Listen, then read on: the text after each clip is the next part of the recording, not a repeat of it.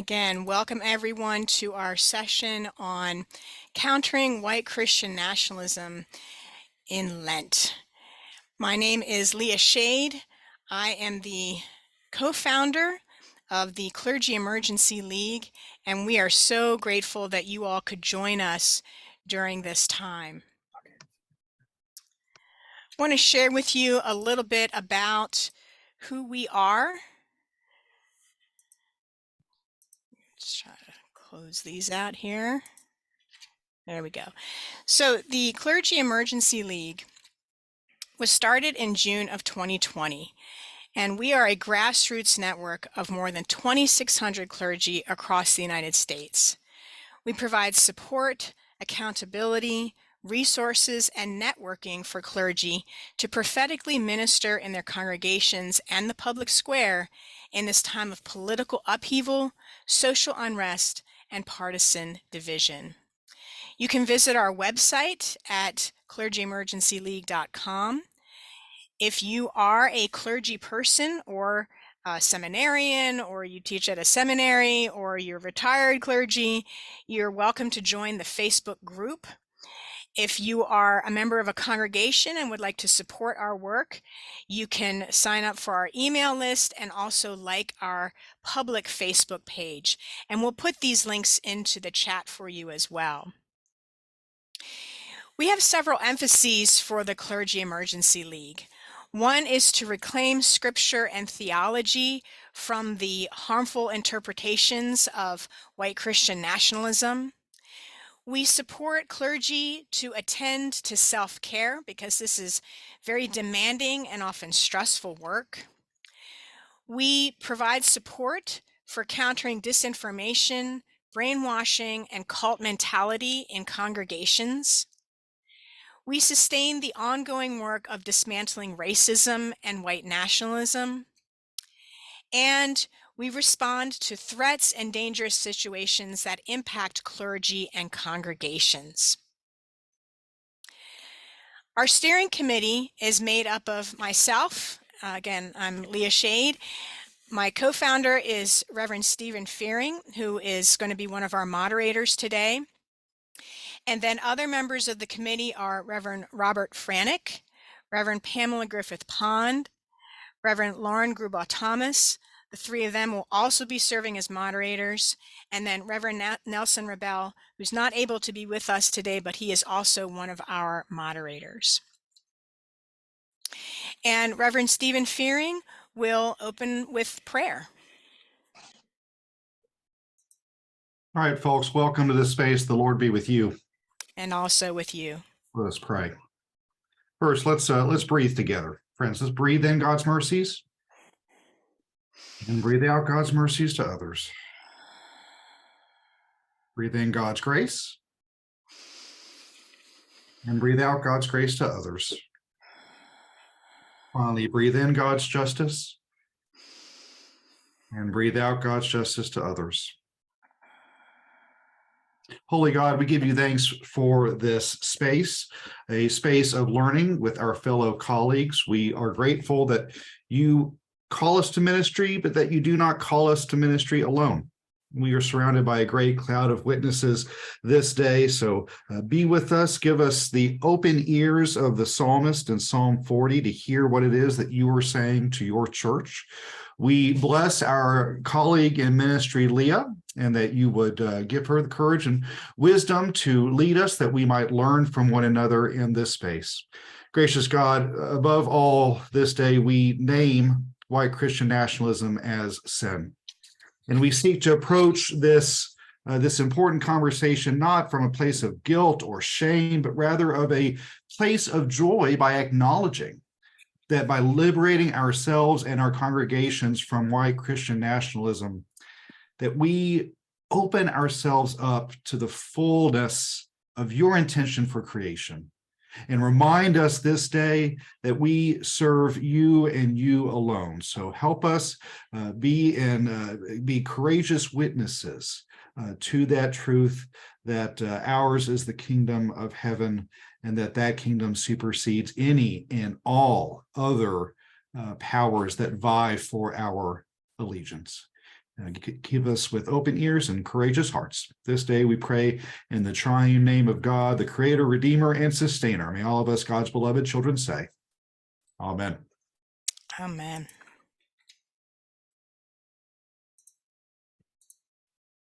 Hi, I'm Reverend Brianna Ilanay from the Wisconsin Council of Churches, and I am in the behind the scenes running tech. So if you have any problems, let me know.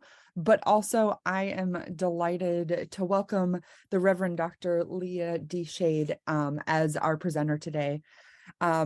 She is the Associate Professor of Preaching and Worship at Lexington Theological Seminary in Kentucky and ordained in the ELCA. She's the author of Preaching in the Purple Zone, Ministry in the Red-Blue Divide, and Creation Crisis, Preaching, Ecology, Theology, and the Pulpit. She's the co-editor of Rooted and Rising, Voices of Courage in a Time of Climate Crisis. Her newest book is Introduction to Preaching, Scripture, Theology, and Sermon Preparation, co-authored with Jerry L. Sumney and Emily Askew. Rowan and Littlefield 2023. She's also the eco-preacher blogger for Pathos. In 2020, Dr. Schade co-founded the Clergy Emergency League with Reverend Stephen Fearing.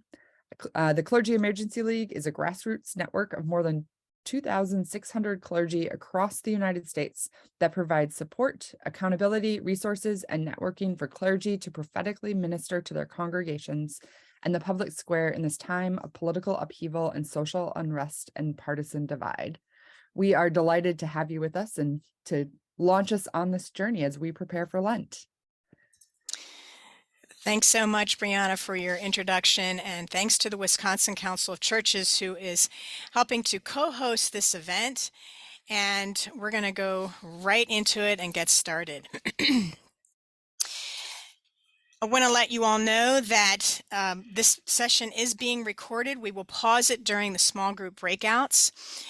So not only will the recording be made available, but also this PowerPoint that I'll be showing will be made available as a PDF. And also I will be putting each of these reflections into blog posts that I'll be putting on EcoPreacher on Pathos, so you can get access to that information as well. So we're going to have time for thinking about how we counter the different aspects of Christian nationalism. And I'm going to, and we're going to go through the 5 Sundays of Lent and Palm Sunday. So we've got a lot of ground to cover today, but we're going to make sure that we have time for reflection and discussion as well.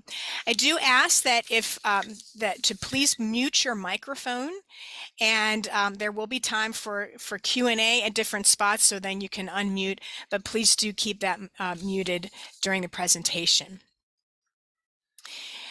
We're going to begin with the first Sunday of Lent, which is February 26th, and the text of Matthew chapter 4, verses 1 through 11. And the theme for this one is countering the temptations of Christian nationalism. In her book, The Psychology of Christian Nationalism, Episcopal priest and pastoral psychotherapist Pamela Cooper White explains both the conscious needs and unconscious lures of Christian nationalism for people who are drawn in by these extremist beliefs.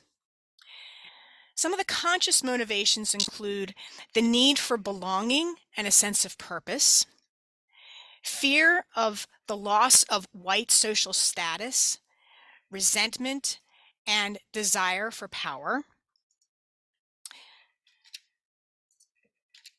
fear of the loss of patriarchal authority, and the irrational allure of conspiracy theories.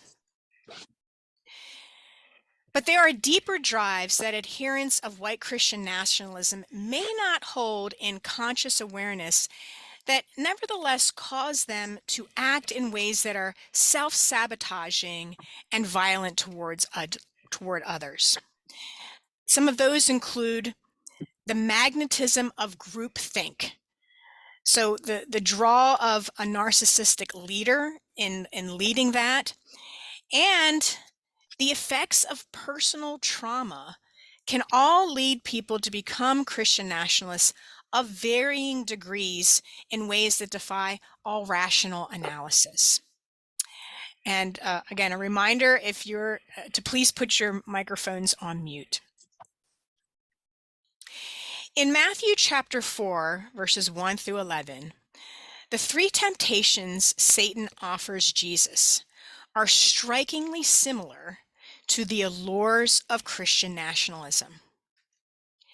The ability to turn stones into bread parallels Christian nationalism's promise of control to those who feel they have lost their status and agency.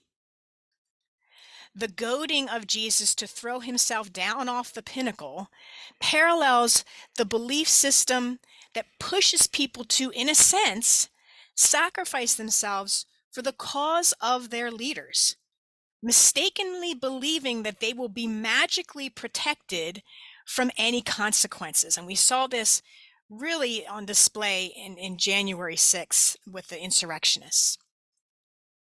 And the promise of political power in exchange for worshiping that which opposes God is a counterpart to the demand for unquestioning loyalty to violent, narcissistic leaders who care only about their own power and nothing about their followers.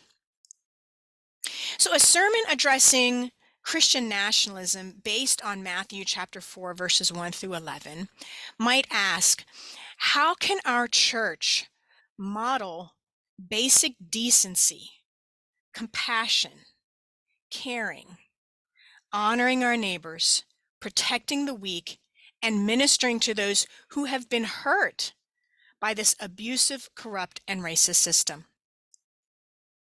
We want to proclaim that ultimately there is a power that is greater than a demonic belief system that promises so much but provides so little while harming so many.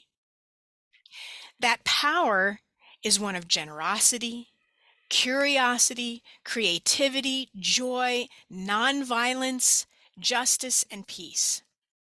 It is a regenerating, rejuvenating power that is found in the leading of the Spirit, the God of our Holy Scriptures, and the embodiment of Christ.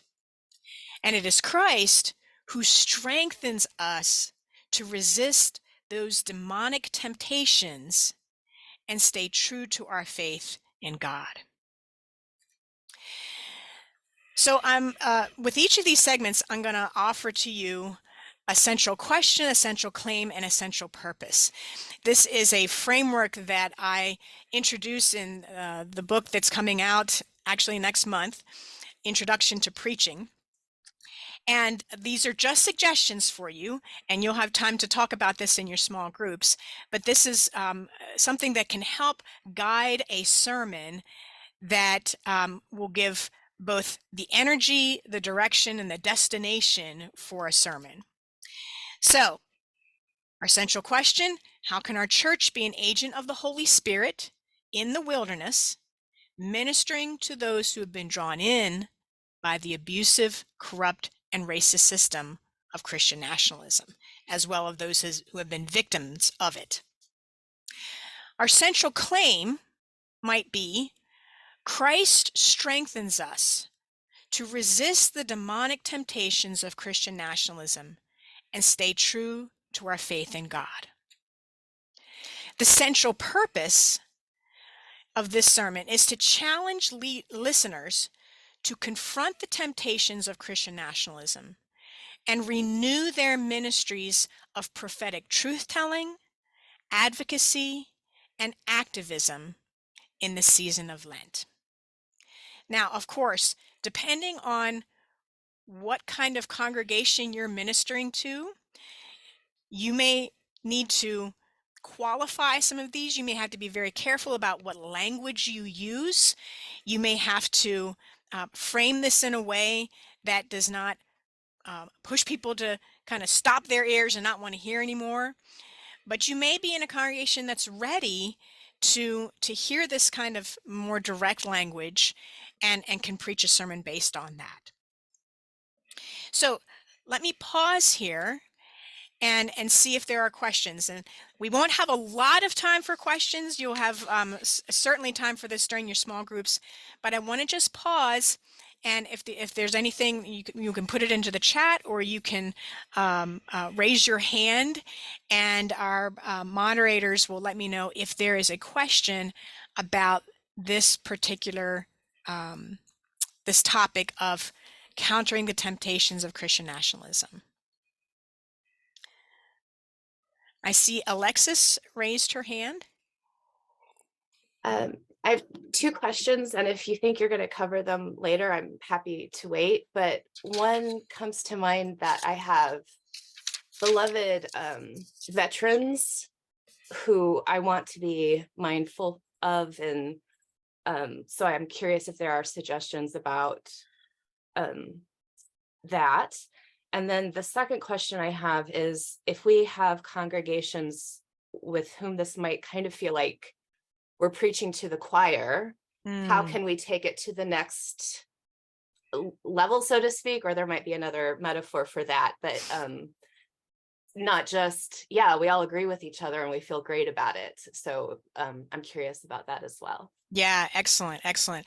So the way I'm envisioning this particular series is that this first sermon kind of sets the stage for the more specific topics that we're going to cover in the next 5 sermons, where there will be specific things that we will be talking about, such as anti-Semitism and disability discrimination. I think it's, in terms of taking action, I think it's very important to be cognizant of one's context. And because as you've noticed, or as you've noted, depending on who you have in the congregation, you may get backlash that would prevent you from actually continuing to preach on this. So you have to be, some people have to be really careful about this. So I would say, I think it's important to look at your local context, see what's happening in your own community. There are some places where there are white supremacist groups who are active and are targeting congregations, people of color. Of course, we have police violence that is happening throughout the nation. So I think looking at what's happening at the local level, so that when you have people that agree with this and say, yes, what can we do? You offer some ways to put faith into action. Because what we don't want us to do with a sermon is get people all riled up and then nowhere to go with the energy, because that just leads to frustration. So doing doing your homework in your own context and saying, these are some ways that we can do this, and say, in the coming weeks, we'll have an opportunity to do this, or, you can sign a petition, or we're going to go visit our local legislator. All of those things are important. Regarding the question about veterans, I think this is also very important to be cognizant of. One of the things that I recommend is that pastors have deep conversations with their parishioners who did serve or who are serving, to find out what is important to them in terms of their own patriotism, their faith, and where they see both points of resonance, but also maybe points of tension.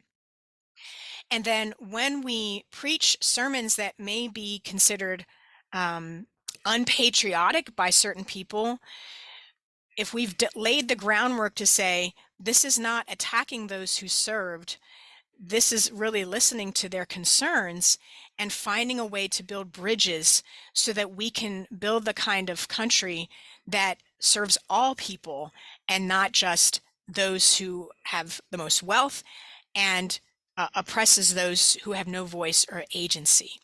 So I think doing that listening ahead of time and building those relationships can go a long way to tilling the ground for a sermon like this.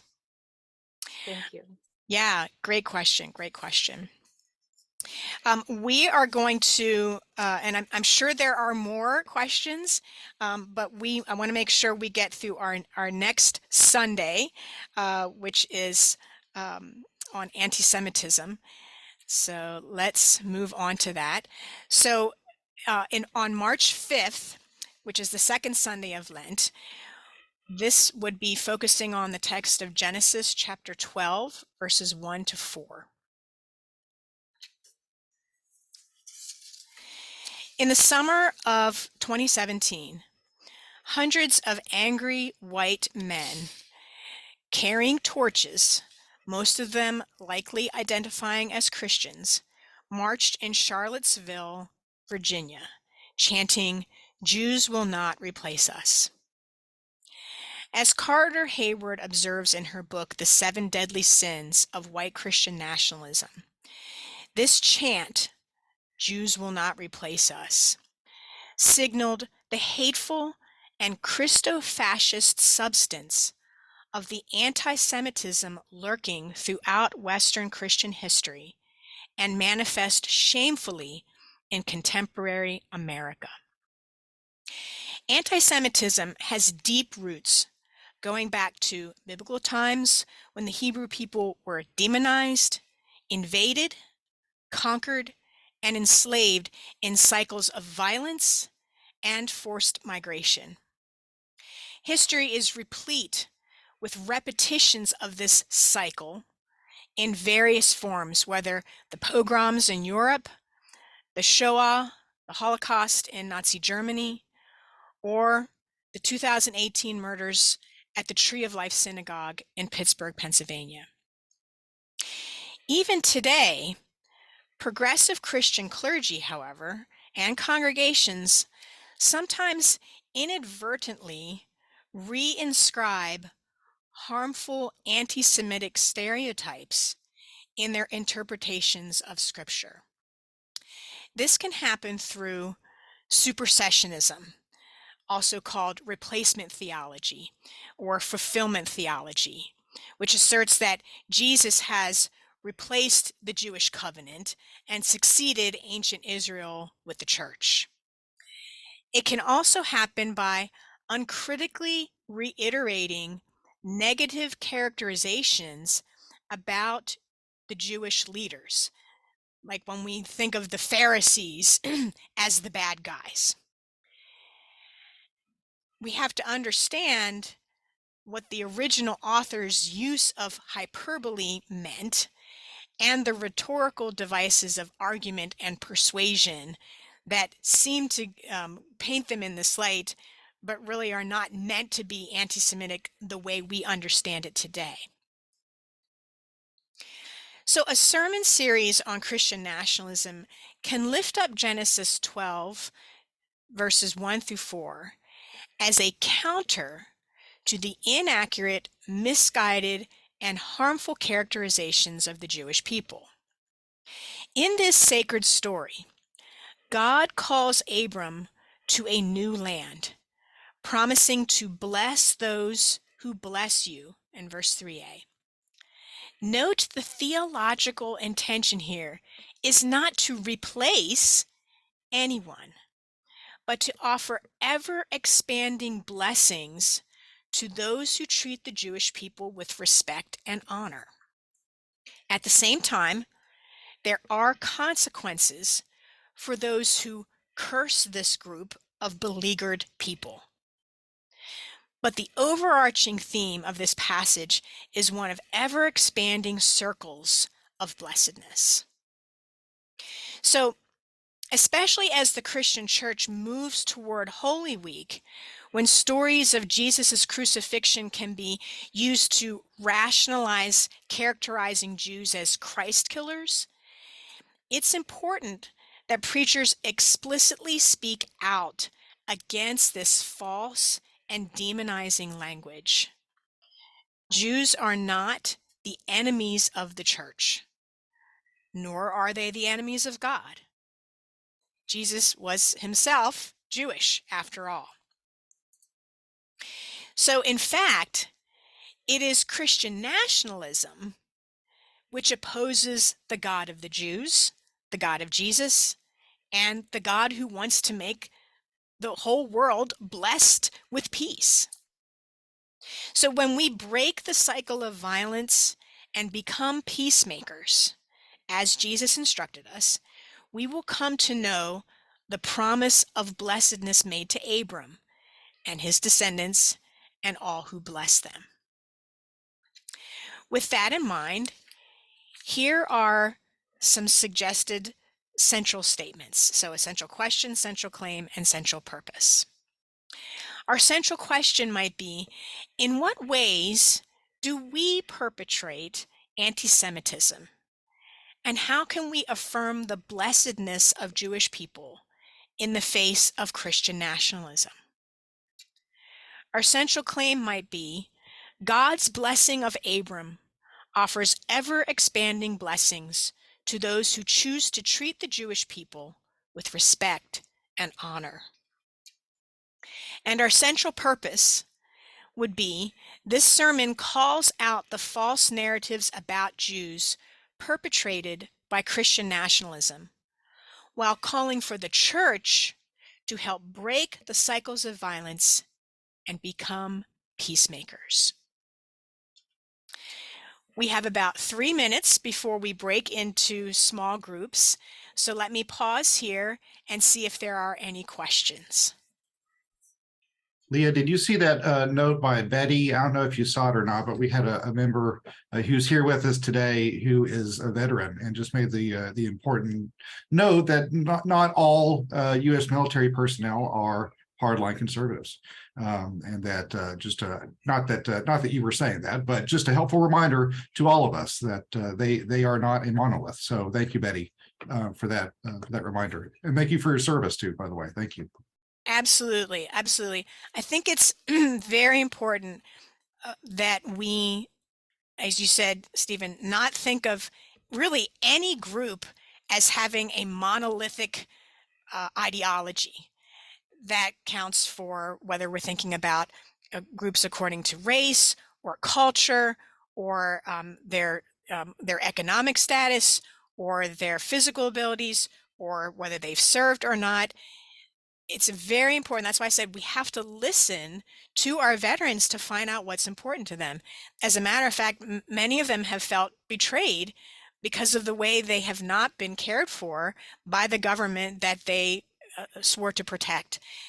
So we know that suicide rates are very high among veterans, and the support for them, mental health, physical support, simply has not been there.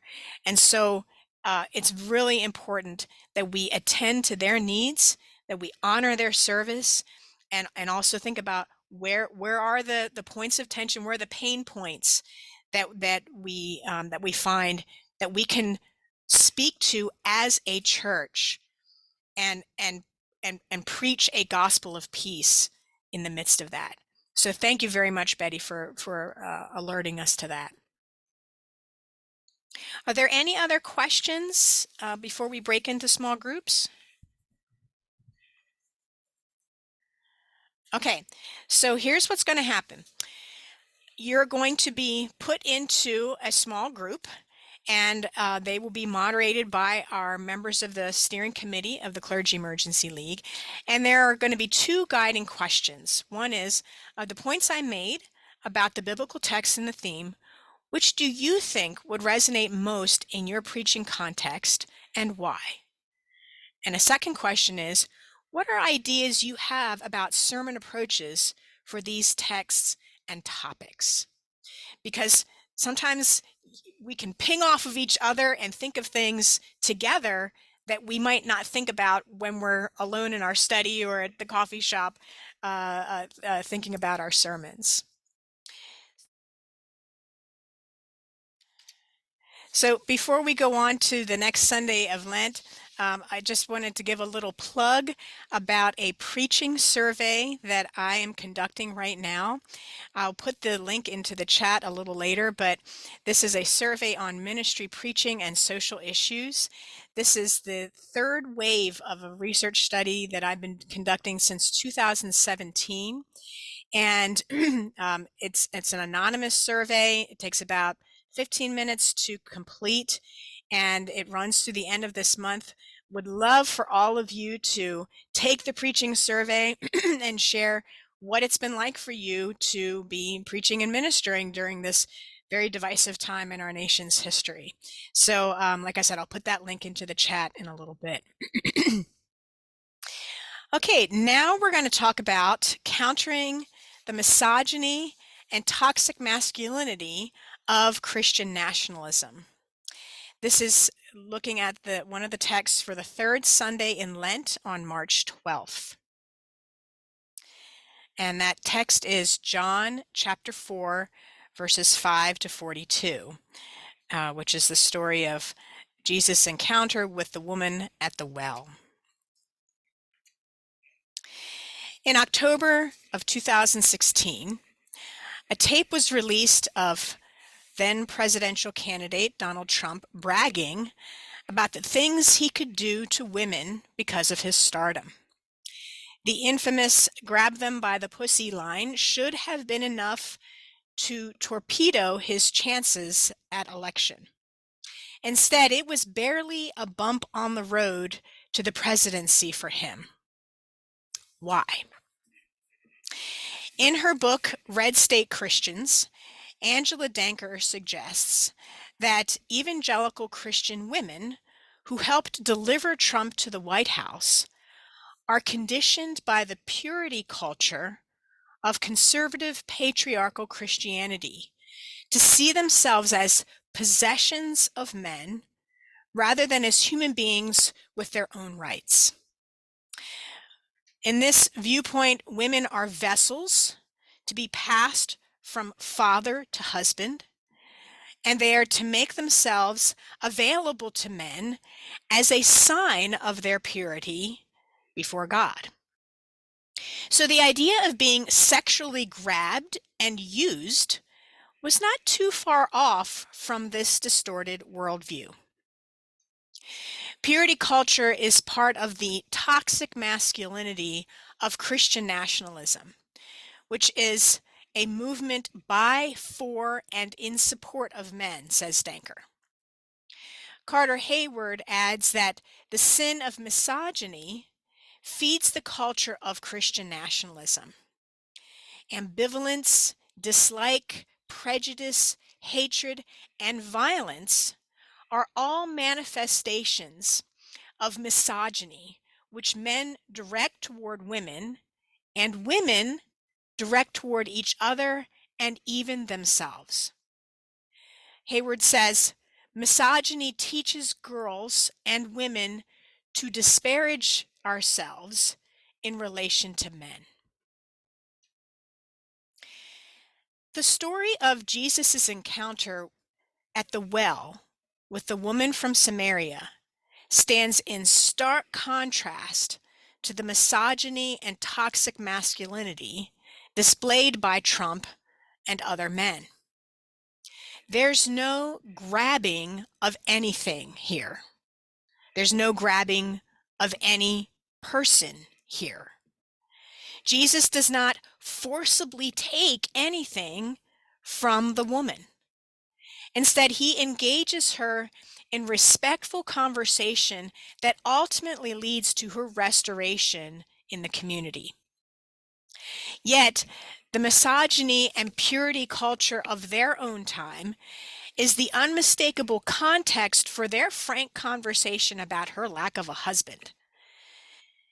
Some reading this passage assume her to be a woman of loose morals who has serially divorced and remarried like some Hollywood starlet. But this interpretation misses the fact that in her culture, women were the property of their husbands, first their fathers and then their husbands. She likely had no say in being married the first, second, third, fourth, or fifth time. And she was currently in a precarious situation, living with someone who was not her husband. Nevertheless, Jesus did not define her by the misogynistic standards of her culture. He spoke to her as a human being, asked her for water, and gave her living water that became in her a spring of water gushing up to eternal life. Verse 14.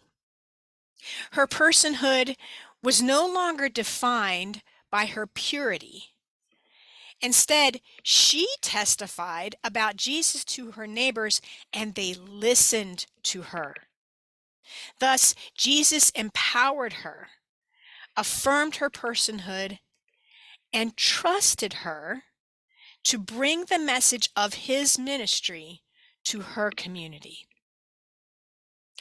A sermon about Jesus and the woman at the well can, as Hayward says, push beyond misogyny into fluid experiences of gender and non-dualistic images of our bodies and experiences of our sexualities. This, in turn, can open listeners to new experiences and expressions of spirituality. Over time, we might think of it as washing away the toxic masculinity of purity culture with living water, celebrating women and all genders as diverse expressions of the divine. So for this sermon, when we think about our central question, central claim, and central purpose, we might ask, what does Jesus teach us about the value, worth, and dignity of women as we counter the misogyny of purity culture and toxic masculinity today? Our central claim might be, just as Jesus respected, empowered, affirmed, and trusted the proclamation of women, so the church can insist on the validity of women's rights, equity, and justice. The central purpose of this sermon would be to deconstruct the purity culture of Christian nationalism and wash away toxic masculinity with the living water that celebrates women and all genders as diverse expressions of the divine. Let me pause here and see if there are any questions.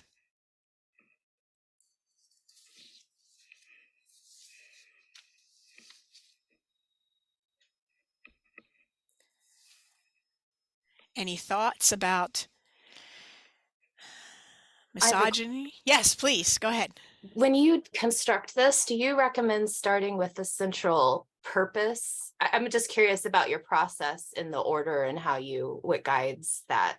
And again, you don't have to go into it if you plan on it later. Oh, yeah, absolutely. Now, I go into much more detail in the book, but basically, the central question brings together the question of the text and the question of our context, and it's in the back. It can be in actually stated in the sermon, but it's definitely in the background that is providing the energy of the preacher and driving them towards making a claim that says something about who God is, what God does, and what that means for our community. So that's the central claim.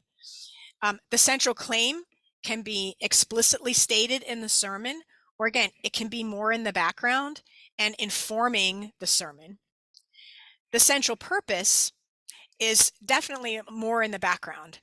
And you can think about, depending on the sermon form that you want to use, whether you want to use an inductive or a deductive form, how you might structure the way you present your claim and the way you guide the congregation as they're listening to the sermon towards what you hope will happen with the central purpose. So it's certainly informing the sermon preparation and may show up in the sermon, but it's not necessary for the sermon itself. You might find, for example, that if you did, say, like the 4 pages of a sermon, you could start with the text. Good news or bad news in the text, bad news in the world, good news in the text, good news in the world. That's Paul Scott Wilson's four pages format. You might find that the central question gives you your transition from bad news in the text to bad news in the world, or from bad news in the world to good news in the world, good news in the text. So that's a little bit about how the central statements work. Great question. Thanks for that. All right, let's move on to the fourth Sunday in Lent, where I'm suggesting that we address the topic of disability discrimination. This would be for March 19th, and the text is John chapter 9, verses 1 to 41. This is the story of Jesus healing the man who was born with blindness.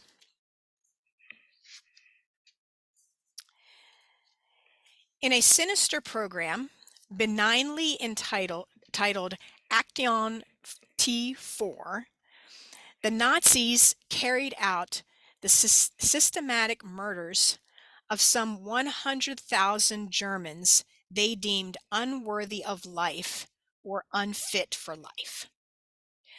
According to Dean Schade, editor of Preaching in Hitler's Shadow, Nazis believed that people who were greatly dependent on the care of others did not deserve to live because they took advantage of the strong.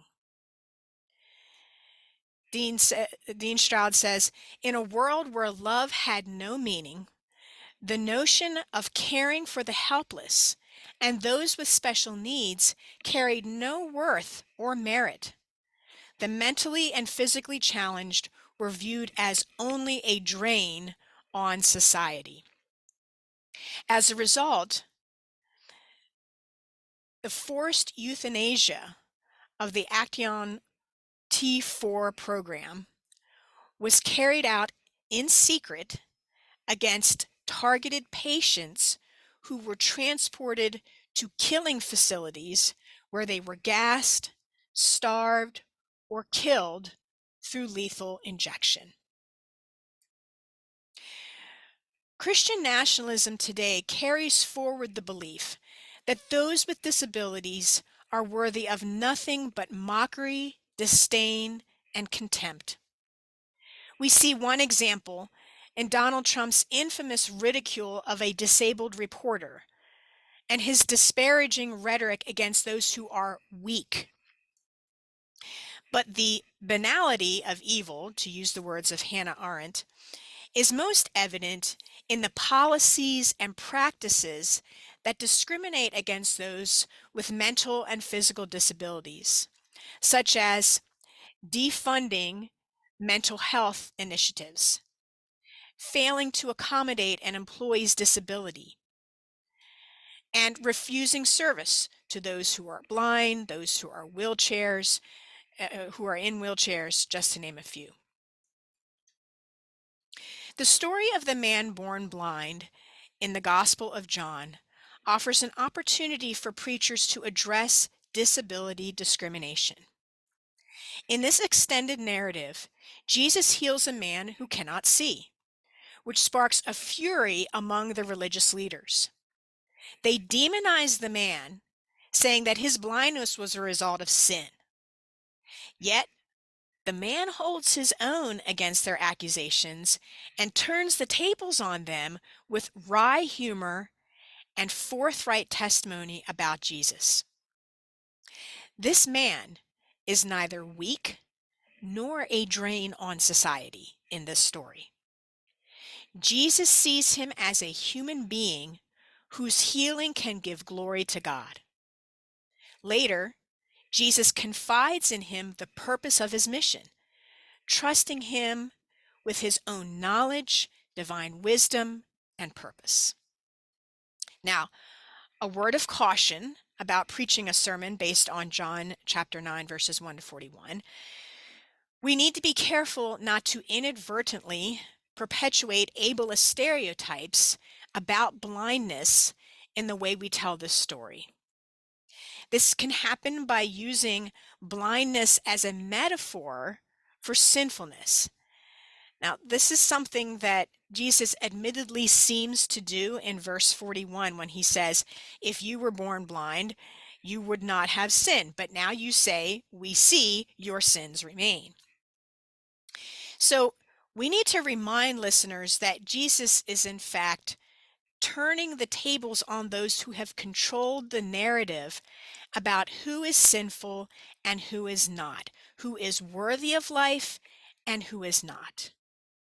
To quote Gerhard Ebling, who preached a sermon for a victim of Action T4 in 1940, he said, Jesus stands up for the life of the weak, the sick, and the vulnerable, not only with words and expressions of sympathy, but with action. He healed the sick. He gave love and companionship to the despised and rejected sinners. End quote. Our congregations can help counter disability discrimination of Christian nationalism by coming alongside those who have disabilities, listening to them, accommodating their needs, honoring them in their stories, and celebrating their gifts as beloved ones of God. So our central question, central claim, and central purpose for this sermon might be, what are ways we can lift up the value, worth, dignity, and contributions of those who have disabilities, thus countering the assumption that they are sinful or a drain on society? Our central claim might be, Jesus turned the tables on those who have controlled the narrative about who is sinful and who is not, who is worthy of life and who is not, thus affirming those with disabilities are worthy of respect, healing, and justice. The central purpose of this sermon is to invite the congregation to counter the disability discrimination of Christian nationalism by coming alongside those who have disabilities, listening to them, accommodating their needs, honoring them and their stories, and celebrating their gifts as beloved ones of God. Let me pause there and see if there is a question before we break into small groups.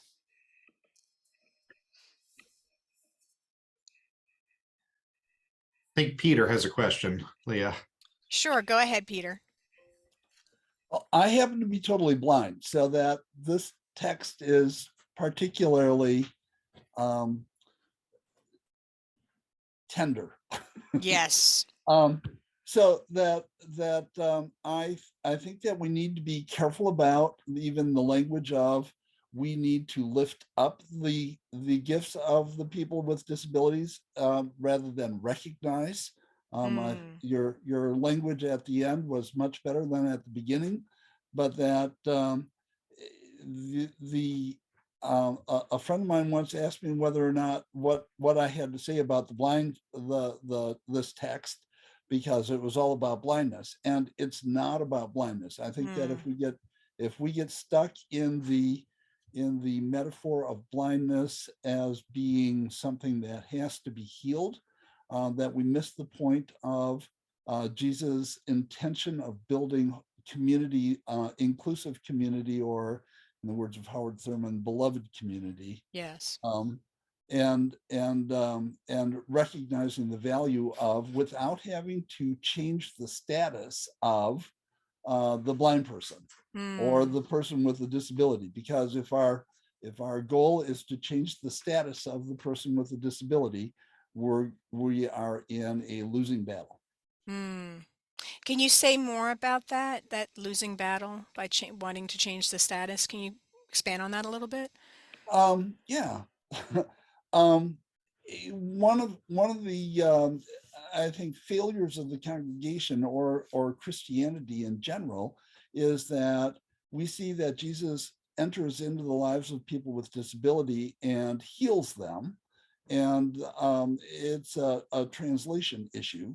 Oftentimes that the sozo word that is so oftentimes used is more easily used as saved rather than healed. And that to recognize that that Jesus is running around the country saving people with disabilities in an honor and shame society where people with disabilities should not be part of the salvation story, and Jesus breaks that tradition.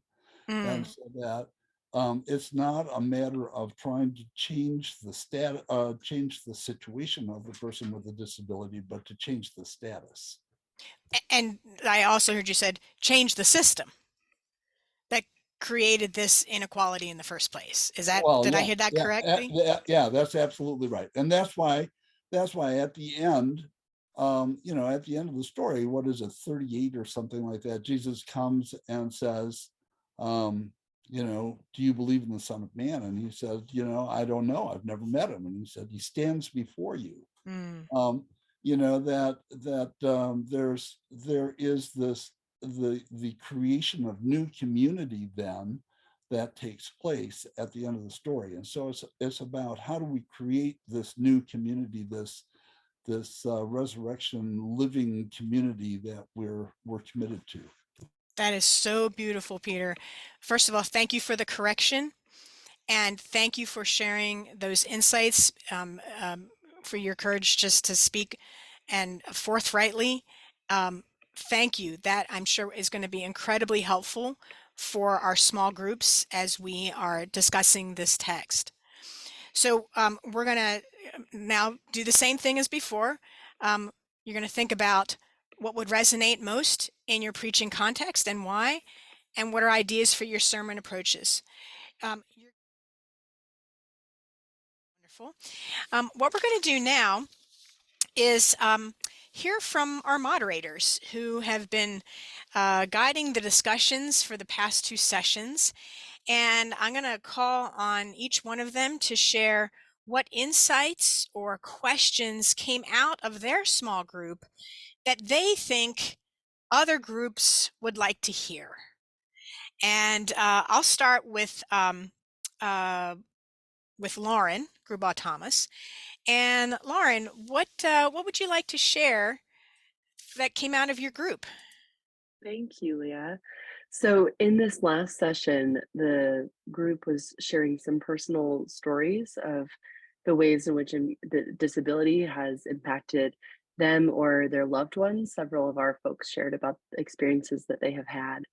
And the theme that emerged from that was how arbitrary and evil ableism is, disability discrimination is, and that's so apparent from the example that you shared, Leah, about T4 and about other ways in which the narratives that we tell, including in the Jesus story, are embedded in culture and are so pernicious. And so we talked a little bit about accessibility and that there are practical ways in which that can be that we can move toward equity, but that there's also this deeper level of narrative and of culture that has to be addressed and healed and transformed to ensure justice for everyone and the full participation of everyone in community. Lauren, thank you so much for that. And I'm so glad that the group had a high enough trust level that was willing to share those stories. I think that's one of the things that we're sort of hearing as a recurring theme here during the webinar is how do we make space to listen to people's stories? Because the narratives of Christian nationalism have a way of whitewashing everything, putting a hegemonic lens on everything, and how can we use narrative to disrupt that very harmful hegemonic narrative? And I'm so glad you were able to think of ways to do that in your group. Thanks so much for that. Stephen, how about your group? I think there he is. Hey, sorry about that. Yeah, are we talking about all 4 texts so far? Well, just, one out of what we've talked about, just maybe one thing that really came out for you as a moderator that you wanted to share with the rest of us. Gosh, I'm trying to figure out which one to choose. There was some really good talk in our discussion about starting at the local level. We had a colleague share with us that a lot of school board meetings around the country are having these meetings where people are talking about parent rights, and on the surface that may seem, oh, that sounds good. What could be wrong with that? But underneath phrases like that is a lot of white Christian nationalist talking points.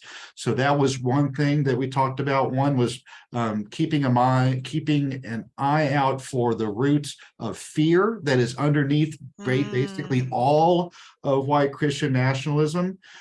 We talked a little bit about, there's different ways you can talk about white Christian nationalism, even without using that 3-word phrase. Yes. If, for example, you think that your congregation is at a place where that's immediately going to shut people off. One of the things that I offered is that you can talk about healthy patriotism versus toxic patriotism, right? That's another way to enter into the conversation.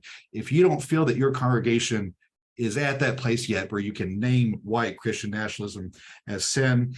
And a final note, just to keep in mind that when we're talking about issues such as the intersectionality of white Christian nationalism with ableism in the church and with toxic masculinity, just to remind ourselves that we do not have to preach these texts alone, and that preaching can be a communal process to bring in those in your congregation maybe that are neurodivergent, to bring in those in your congregation who have been taught that by their disability that they are less than whole, to the point as we were talking in the beginning. So just to keep in mind that the people of God that we preach to, they are a resource that God has given us, and to treat them that way. So those are kind of some of our bullet points. I really appreciate that. And I think if a parishioner is willing to share that story about how they have felt affected by the teachings of the church, I think it's also important to say, here is where I have found community. This is where I have found belonging.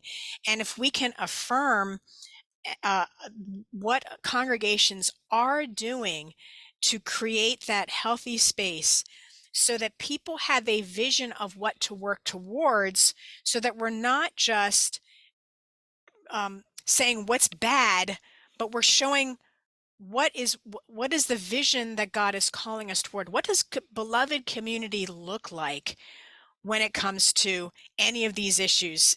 Ableism, toxic masculinity, we're going to be talking about white supremacy. What does beloved community look like in this space, in this place? And giving examples of the casting of vision is critical for our preaching. Thanks so much for that, Stephen. Robert, let's go to you. Oh, can you unmute, Robert? Thank you. We opened up by discussing the challenge of having so many of our sermons in the online world, and how that might change how we preach, especially on issues like Christian nationalism, with it's out there for anyone and everyone to see without us necessarily having a relationship with those who will hear the sermons, to know what we're saying in the context of a faith community in which it's being said. And so in that void of relationship and understanding, what do you put out there that could be searched and found and misconstrued by people who are hearing it without the benefits of being in the room and in the faith community. We built on that. One of the things that was helpful in terms of getting to a sermon is a lectionary Bible study midweek that would lay the groundwork and begin to introduce people to topics and questions, and then that would help the assembly hear the word, and the preacher craft the proclamation in those intervening days between the study and the proclamation event. Robert, those are two incredibly important points. One of the things that we're going to be doing in the Clergy Emergency League in the months ahead is putting together a program on what do you do if you've got somebody who is doxing or trolling or otherwise attacking you as a preacher, either because they saw your sermon online or they see what their church is doing. How do we navigate that? So just to let people know that that's something that we're aware of and that we're going to be addressing in the future. The other point, Robert, that I really wanted to affirm is the necessity of dialogue and engaging with our listeners I would say not just before, but also after the sermon. So John McClure has talked about the roundtable pulpit, where we bring parishioners together before we preach the sermon and look at a text and ask questions and how are people hearing this? How are they receiving it? What are the lenses that they're using? And then he offers rhetorical strategies for integrating those insights into the sermon so that it really becomes a collaborative effort. And it's not just sort of the Lone Ranger preacher up there saying, hi-ho silver away with our justice work, that it's really all of us together working on this. So I really appreciate that perspective. Thanks so much, Robert. And Pamela, let's hear about your group. So without going back and repeating what's already been said, we talked a lot about fixing versus healing, restoration, and wholeness. We also talked about which is the best of these to jump in with, as opposed to necessarily doing all of them. And it really makes a difference where people are located geographically. It's good to have a wide variety like this. Some people talked about disabilities, and people talked about anti-Semitism and how that would work in their context. But one person in the Bay Area talked about dealing with toxic masculinity because it's so much in the news related to two mayors in the community who have one been convicted, one just charged with sexual abuse, and this is part of their power over. So those regional differences are really making a difference in where to start. One of the things that you lifted up there is the importance of context, and I want to just let people know that the Wisconsin Council of Churches is going to be putting out more resources for pastors to think about these topics during Lent. I'm sure Brianna can speak a little bit to that in a moment, but the idea with all of these that we're presenting today is that you don't necessarily have to preach all of them. It's a lot. These are very, very heavy topics, and you may only decide to do one, and that is perfectly fine. You may only decide to do, the very first one on the temptations of Christian nationalism, and let it go from there. Your folks better than anybody else, and it may be that you just do an introductory sermon, and then you do some small group work during the midweek Lenten studies. That's perfectly fine to do too. This is all very flexible. You can use it in your context however you see fit. So thanks for pointing that out, Pamela. Appreciate that. All right. Well, I'm so glad you all had these robust discussions. These were great insights. And as we're continuing to go through the next set of Sundays, if there are other insights that people heard in their groups that you would like to share with others, you could feel free to put that into the chat, remembering to scrub anything that would reveal confidential information. But if they're just insights or questions that came up, please feel free to do that. All right, we are going to move back to our next session here. We're done with break. We heard from our moderators. All right, we are now ready to talk about countering the white supremacy of Christian nationalism. And this brings us to the fifth Sunday in Lent, March 26th. And the text for this one that I'm going to be focusing on is Ezekiel chapter 37, verses 1 to 14. And this is the story of the dry bones. So many of you are probably familiar with the song Dem bones, dem bones, dem bones, dem dry bones. You know, the toe bone's connected to the foot bone's connected to the leg bone, and so on, culminating in the call for all the bones to hear the word of the Lord. What many may not realize is that the song was inspired by Ezekiel's prophetic vision of desiccated bones miraculously coming together to reconstitute the nation of Israel. And the person who wrote that song, Dem Bones, was James Weldon Johnson. He was born in 1871. He died in 1938. And he wrote Dem Bones with his brother, J. Rosamond Johnson. And they wrote it in 1928. James Weldon Johnson was a civil rights activist.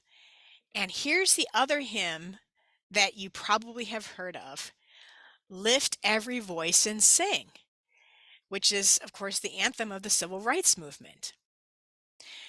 A sermon about this song and this songwriter and this passage from Ezekiel could be one way to bring a sermon series countering Christian nationalism to its penultimate point on this fifth Sunday of Lent. This is because the new life that God showed Ezekiel in the midst of the valley of death resonates with the way that African American slaves and their descendants envisioned and embodied resurrection. As described by Brian Blunt in the book Invasion of the Dead, Preaching Resurrection, and Brian Blunt is an African American biblical scholar, he said that slaves represent the living dead, humans owned by other humans, humans declared by constitutional mandate to be only 3/5 of other humans, humans segregated and cordoned off from polite society because they were regarded as subhuman in some important ways. Yet, like Ezekiel, seeing a future for his people beyond exile, African Americans glimpsed what resurrection beyond slavery looked like, what resurrection beyond segregation looked like, and then embodied it and preached it. Christian nationalism today takes aim at any attempts of reconstituting the memory, the history, and the people who suffered and died under slavery and its aftermath. From school boards, and we were just talking about school boards, from school boards forbidding the teaching of critical race theory, to legal efforts to overturn affirmative action, to white supremacy groups publicly and boldly declaring their agenda to take America back for whites, there are myriad ways that the sin of racism continues to infect the soul of America. However, it's important to note that the white supremacy of Christian nationalism is not restricted to virulent hate groups or conservative evangelicals. As Robert Jones has documented in his book, White Too Long, the ideology of white racial purity has been embedded within American Christianity since its founding. The church provided the theological rationale for brutally colonizing the indigenous peoples of the Americas and for kidnapping and enslaving millions of Africans. Mainline denominations upheld the structures of the U.S. racialized caste system for hundreds of years. And today, even trying to preach sermons about anti-racism are taboo, especially in many white churches, so that a code of silence can protect what Jones calls an unassailable sense of religious purity that protects white racial innocence.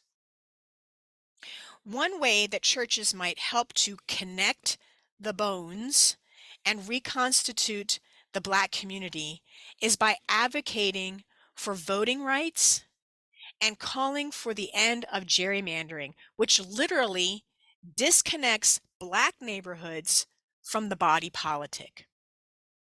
Ezekiel's sermon to the dry bones echoes across the millennia to our own time and our need for restoration and reparations.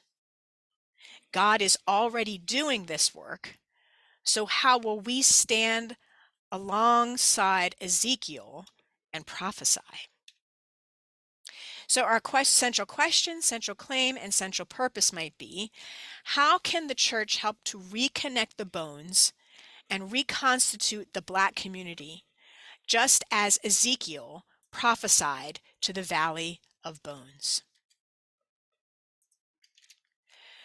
Our central claim might be, Ezekiel's sermon to the dry bones echoes across the millennia of our own time and our own need for racial restoration and reparations.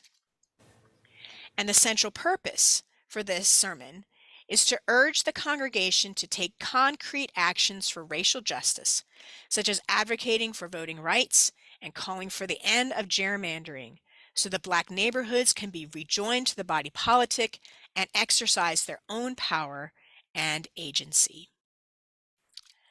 Let me pause there and see what questions come up with this topic.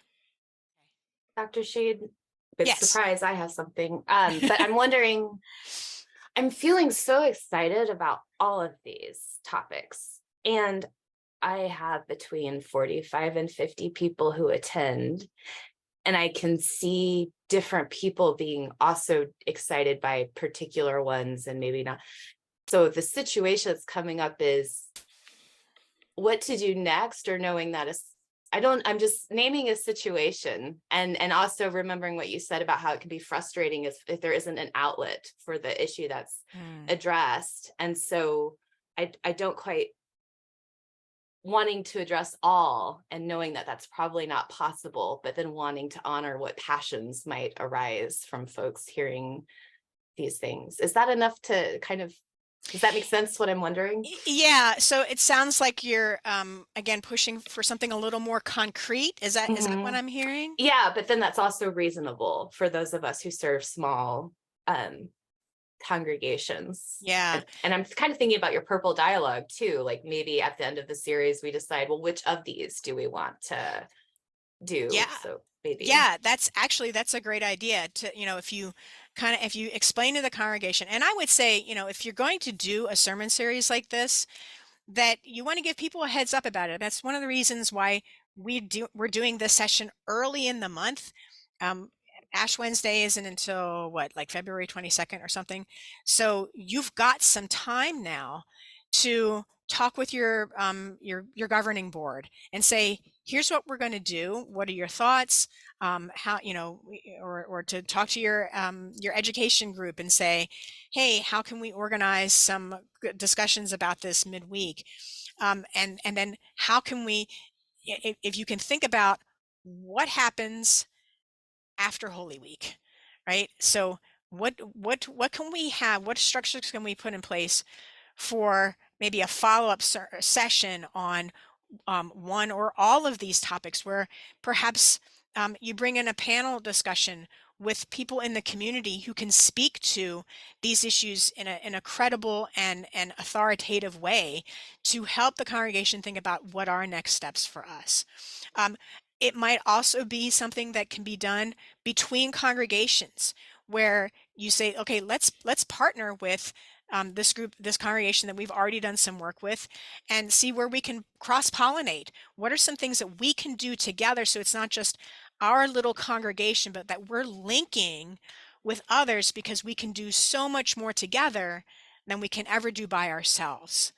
So having those conversations now lays the groundwork and enables some concrete things to happen, so that, let's say, by the time you get to Pentecost, you can celebrate like gosh, this is where we started. This is what we talked about. This is what we did. And look what has happened. This is what it's like to be a Pentecost church, right? This is what it's like to speak in the language of those who need to hear the gospel.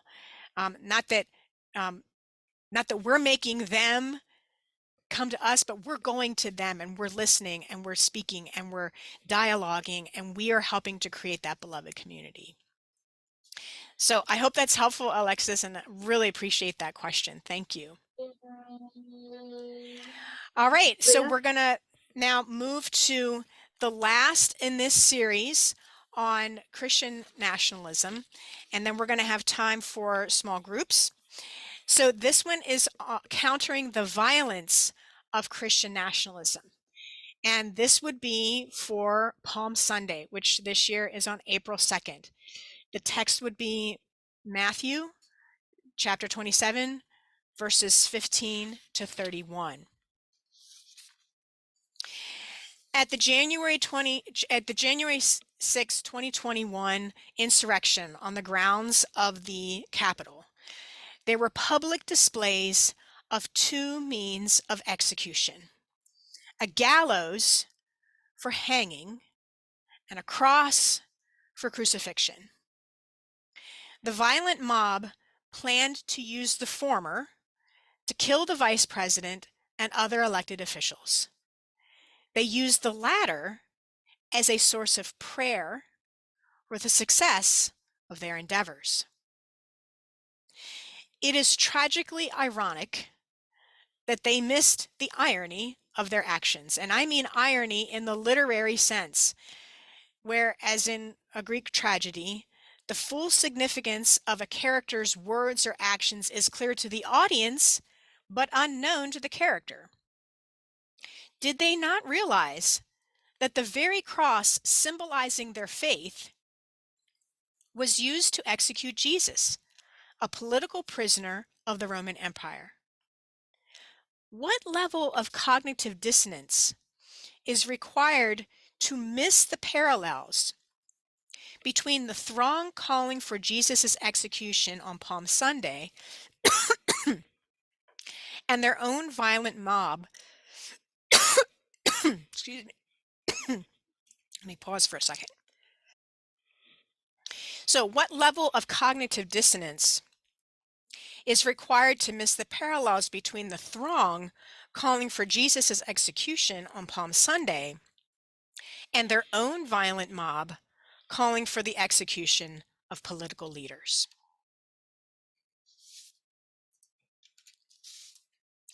A preacher wanting to make this connection in a sermon on Palm Sunday might risk pushback from congregants who would deem such a sermon too political. A sanitized version of Holy Week would move from Palm Sunday's waving of the palms to the floral scent of Easter lilies on the next Sunday, skipping all of the betrayal, torture, violence, and death in between. But such a sidestepping would be disingenuous at best and unfaithful to the gospel at worst. The truth is that the sin of violence has been supported by Christianity in America for generations.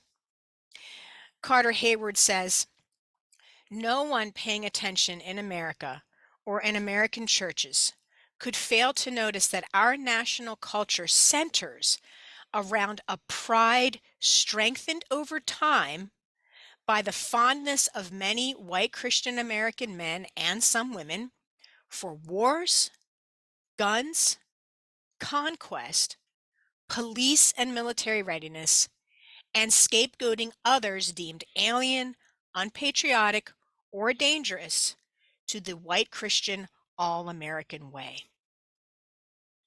But even in mainline denominations, there are many who lean towards the tenets of Christian nationalism. As Pamela Cooper White points out, statistics show that nearly 2/3 of mainline Protestants, members of supposedly liberal Christian denominations, agree with many of the sentiments, if not the actions, of the thousands who marched on the Capitol on January 6. So, what is the antidote to the ever-increasing spiral of violence of American Christianity? One of the keys lies in grassroots movements of nonviolent civil disobedience, such as the Poor People's Campaign, led by Reverend Dr. William Barber and Reverend Liz Theo-Harris. SURGE stands for Standing Up for Racial Justice. The organization Faith in Public Life. And I'm sure there are others, and I encourage you all to put those into the chat. Organizations, grassroots movements for nonviolent civil disobedience. These movements, especially the Christian ones, trace their roots back to the one who led his own grassroots movement of nonviolent civil disobedience, Jesus Christ. Palm Sunday and Holy Week show us what it looks like to refuse to escalate violence and use it as a means to achieve what one desires, whether that's interpersonally, politically, or spiritually. Jesus built a diverse coalition of those who fish, those who farm, those who are homemakers, tax collectors, and teachers, many others, to cultivate peacemaking while disrupting a violent imperial system. Then he trusted the power of God to sustain the beloved community he started, even if it meant succumbing to death by the powers that relied on violence to retain their power. The resurrection validated that trust, and it is the source of our prophetic courage for continuing the nonviolent, creative, justice-building beloved community today. So, our final set of central question, central claim, and central purpose statements. Central question: what is the church's role in de-escalating violence and using nonviolent civil disobedience to counter the brutality of Christian nationalism? And how can our faith strengthen us for this task? Our central claim might be, just as Jesus built a diverse coalition of fishermen, farmers, homemakers, tax collectors, and teachers to cultivate peacemaking while disrupting a violent imperial system, so we can continue the work of the beloved community in the face of death-dealing powers. For the central purpose, this sermon calls for trust in God and urges prophetic courage for continuing Jesus' nonviolent, creative, justice-building beloved community today. Let me pause here to see what questions you might have. Anything coming up in the chat? We just have a question of if it's possible, if it's okay to share these slides. Yes, I will be putting these into a PDF, and I will also, like I said, be creating blog posts out of these, and we will send you those links so that you can share them with folks. They'll be released in plenty of time for the Sundays coming up, so that should be helpful, and yes, absolutely shareable. We want to equip pastors and preachers as much as possible for this work. All right, so we're going to break into our final small group discussions. The questions are the same. Of the points I made about the biblical text and theme, which do you think would resonate most in your preaching context and why? What are ideas you have about sermon approaches for these texts and topics? Okay, welcome back everyone. I hope you had a good last session with your small group. And like we did before, we're going to hear from our moderators about either themes or questions or insights that came up from their discussion that they thought would be good to raise for the whole group. Let's go in reverse order this time. And Pamela, let's start with you. Got it. Okay. One of the things that came up was Maundy Thursday, and that Judas was at the table. And so we talked a bit about inclusion and who's part of the conversation. There's an issue with self-selection. Those who show up want to talk about it, and the others stay away. And what that often means in congregations is that then those who participated are the ones who are part of the decision making, and then the others get that out of shape and try to undermine whatever it was. And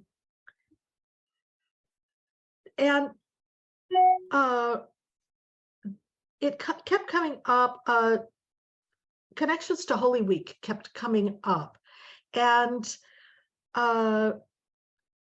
so that led us into conversation past our time about the need to reclaim Holy Week for what it was instead of what we've made it to be, that's very carefully prescribed. And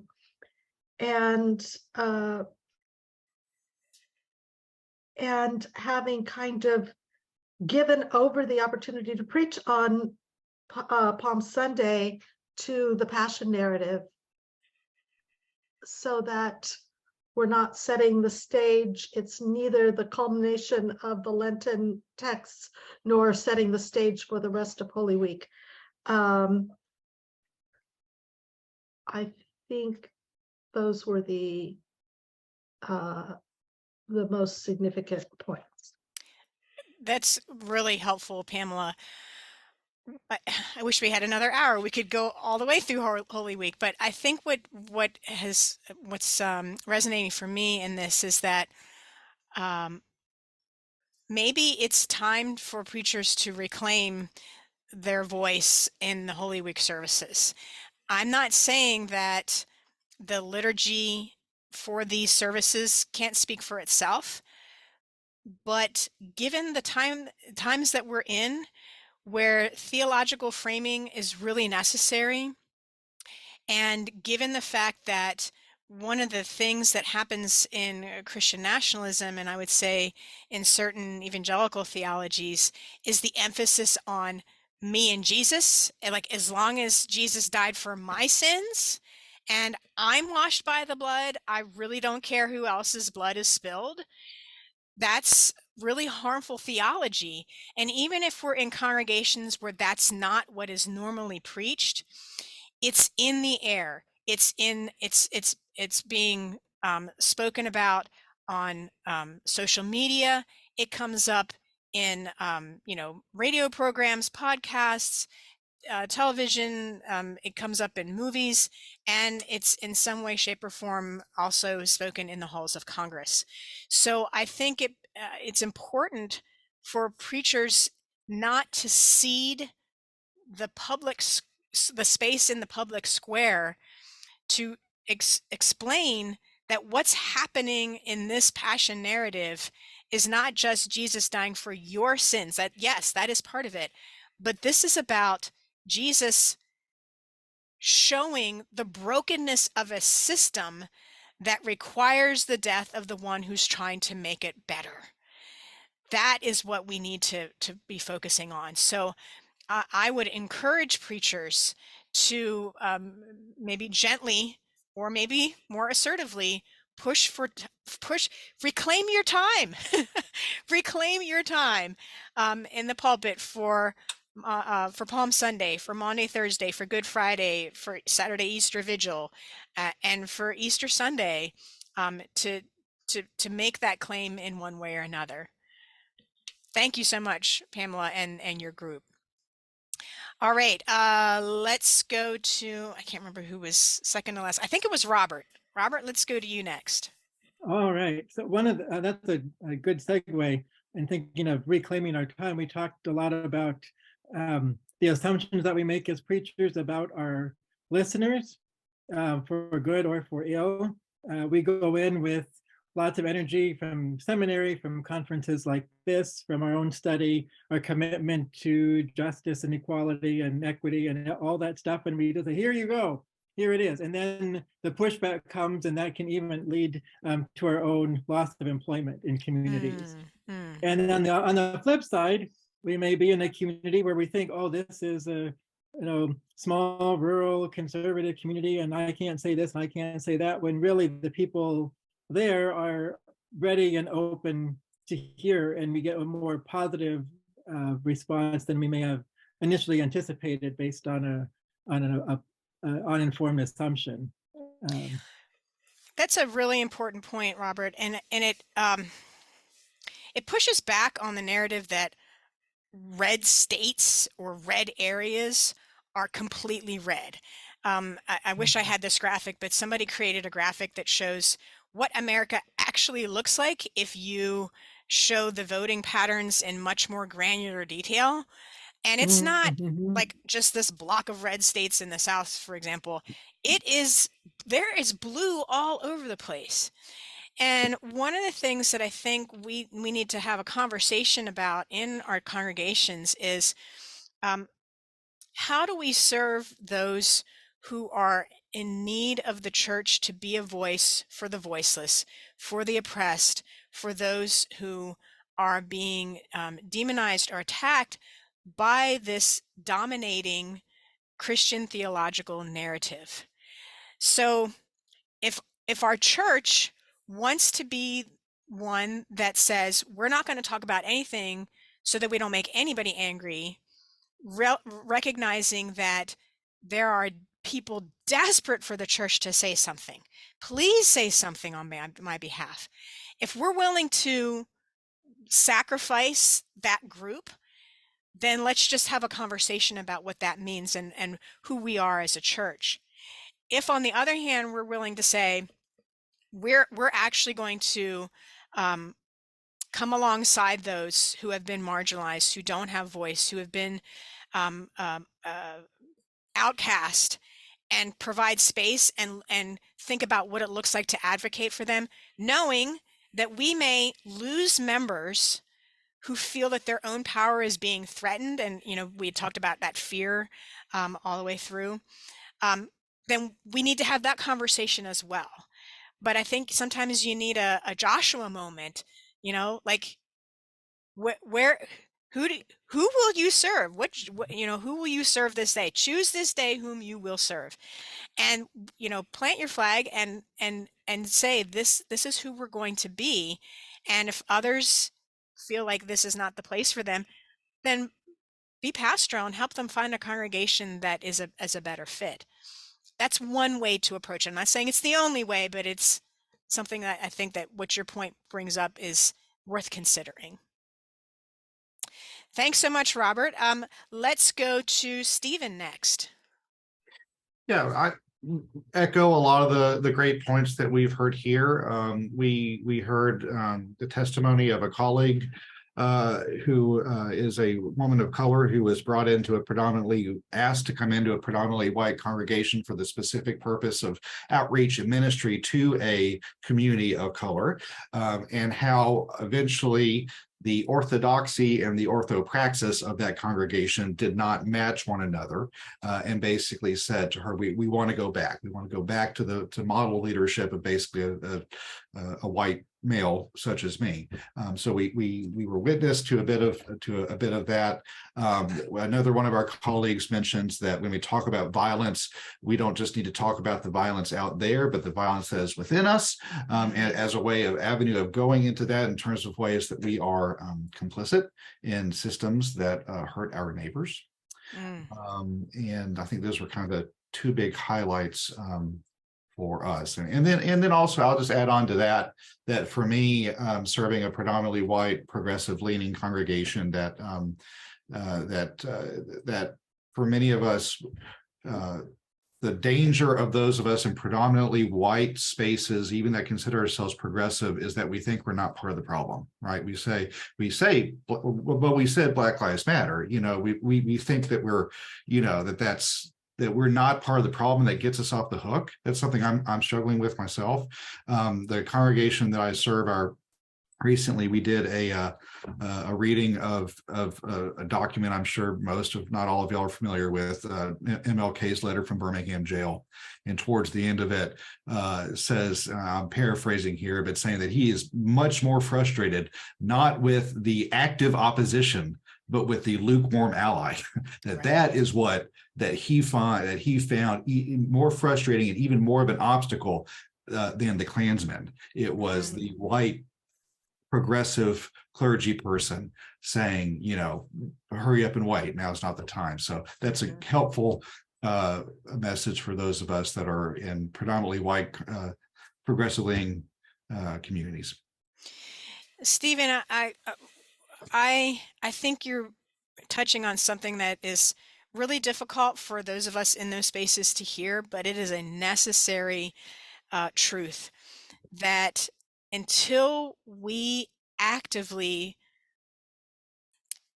exit the house of white supremacy and cede our positions to leaders from historically marginalized communities and say, we're going to follow instead of always taking the lead, we're going to continue perpetuating these systems.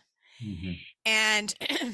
And I'll just speak to my own denomination, the ELCA, 97% white, and just seeing case after case of pastors of color being called to white congregations who think they're ready, who've had the conversations, who've done the book studies, and they think they're ready. And it turns out that they're really not. And when they're confronted with the embodiment of that racialized person and everything that they bring with them just simply by their existence, the white fragility is so fraught that they would rather scapegoat the pastor and get rid of the pastor than to really deal with their own stuff. And this is in a denomination that purports to be a white mainline progressive denomination. So white folks just need to have this conversation constantly, and that the incurvatus in say the curving in on ourselves from our privilege and our fragility, we have to keep breaking that open over and over again, because that's what picking up the cross and following Jesus means in this particular context and in this particular historical situation. So thank you for that very necessary reminder. Thanks, Stephen. All right, and Lauren. Thank you. So in our group, we were also captured by this idea of sanitizing Holy Week and wondering about what it looks like to bring the political overtones of that story and the embodied realities of that story to the fore. And one of the ways that our group thought about that was in relation to the death penalty. And so I'll post in the chat, one of our members recommended Shane Claiborne's recent book, Executing Grace, where he explores the ways in which the death penalty in American culture is a continuation of this flawed theology. And then the other piece that I want to bring up is that some folks in our group were talking about how rich, we were all sharing how rich this conversation has been. And a couple of folks who were saying, I need more time for it to percolate. And they're doing a lot of processing. And so a question that I would bring on behalf of our group is, will there be an ongoing way to engage as a community of preachers in these conversations that you have so adeptly brought us into today, Leah? Yeah, and I appreciate that. That's so the 2 points. Shane Claiborne's book is excellent, and highly recommend that. We also have some folks in the Clergy Emergency League who are actively working on abolishing the death penalty. Abe Abramowitz and I'm forgetting the other person, a primarily Jewish organization that is doing this work. And they post some things periodically to keep this on our radar, which I really appreciate. The other thing I just want to highlight in the chat is something that Lavinia Pearson pointed out. She said, "It occurs to me that the root of Christian nationalism is abusive behavior. I found it helpful to identify signs of abuse and look at appropriate responses to abusive behavior. Abusers seek out empathic people to prey on. Perhaps another thing we can do is to help teach people good boundaries with abusive people." So that's a way in on a personal level that people can start making connect the dots, that this happens in families, it happens in churches, it happens in our society, and what are ways that we can recognize the gaslighting, the abuse, and how can we teach people critical thinking skills? How can we equip them for this work? So thank you, Lavinia, for that.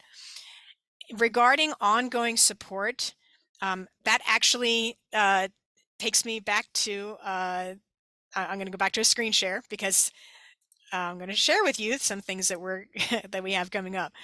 So first of all, I do want to remind everyone that the survey on ministry, preaching, and social issues is a critical way for us to gather data about what you're facing in your congregations.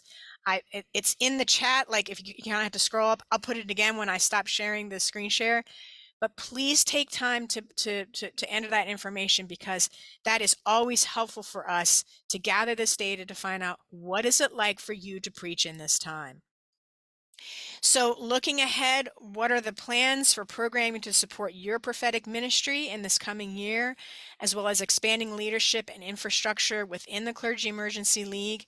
As I mentioned earlier, we're going to put together a session on trolls, doxings, and threats. Oh my, guidance for clergy engaged in prophetic ministry. We're going to help people think about how you deal with these threats, how you assess the level of threat, and how to have an action plan to respond, and how to put a support system in place. We are putting together speakers and panelists for this event. We don't have a date yet, but just want you to know that it's on the way. Now, in terms of ongoing support, every week there is a Clergy Emergency League lectionary study. Now, this is drawing on the Revised Common Lectionary. So if you use a different lectionary, or if you don't use a lectionary at all, I would still encourage you just to stop into this group, because these are preachers who don't have to be convinced that this work is important to do. And they're asking the questions, they're doing the deep dives into this work weekly, and they are robust, they are strong exegetical work, very collegial, lots of collegial support. One of the reasons the Clergy Emergency League exists is because there is no space for people who are doing this work to really engage as pastors. There's lots of ministeriums, there's lots of interdenominational groups, but this group is specifically for pastors who are trying to actively work against the white Christian nationalism. So this is ongoing support for you. We also have monthly meetings. So actually what you're in a very prolonged cell member meeting right now, but we do these once a month. They're always on the first Thursday of the month. We alternate between afternoon and evening. This is an afternoon session, so our next one is going to be on Thursday, March 2nd.